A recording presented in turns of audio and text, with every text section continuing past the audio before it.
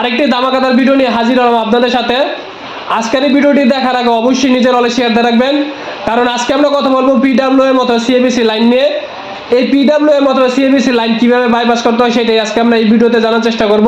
যাদের lighting section সম্পর্কে মোটামুটি ধারণা আছে তারা জানেন যে পিডব্লিউ এর মতো সিএবিসি লাইন হচ্ছে লাইটিং সেকশনের মোস্ট ইম্পর্টেন্ট একটা লাইন। তাই এই লাইনটি কিভাবে বাইপাস করতে হয় সেটা জানা খুবই গুরুত্বপূর্ণ। পিডব্লিউ এর মতো সিএবিসি লাইনে 1.8 ভোল্টেজ থাকে, কিন্তু এখানে যে কোনো 1.8 ভোল্টেজ লাইনকে বাইপাস করা যাবে না।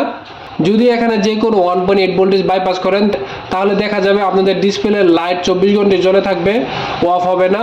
এই জন্য পিডব্লিউ মতো সিএবিসি লাইনকে বাইপাস করার জন্য আপনাকে অবশ্যই স্লিপ মোড লাইনকে নির্বাচন করতে হবে। তো মোবাইলে কমন কিছু স্লিপ মোড লাইন আছে, এর মধ্যে হচ্ছে গিয়ে reset line, BSP line, touch line.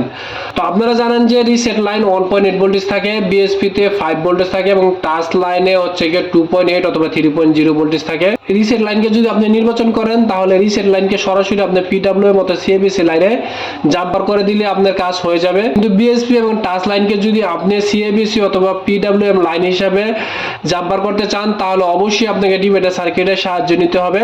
তো আমরা এখানে বিএসপি 5 ভোল্টেজটাকে ডিভাইডার সার্কিটের মাধ্যমে 1.8 ভোল্টেজে কনভার্ট করে দেখেছি। আশা করি এই সংক্ষিপ্ত বিষয়টা আপনারা বুঝতে পেরেছেন। ভিডিওটা ভালো লাগলে অবশ্যই নিজের অলে শেয়ার দিয়ে রাখবেন। সবাইকে ধন্যবাদ। আসসালামু আলাইকুম।